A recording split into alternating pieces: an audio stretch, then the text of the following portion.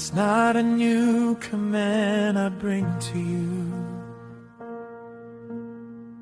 no strange decree or doctrine framed anew, but a word that echoed from the very start,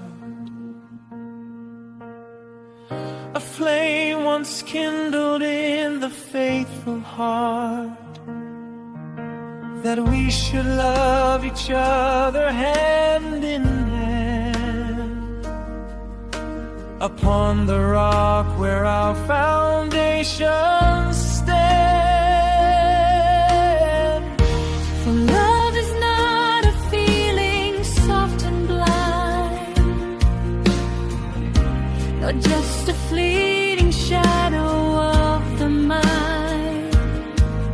It's the feet that walk the narrow path of life, the hand that holds the truth against the night. For love without the truth is but a compromise, and truth without love is a hollow prize. Let us love one another, not with empty words or a silver tongue, but in every deed, as the song is sung, as Christ has laid his life down for his own. Let the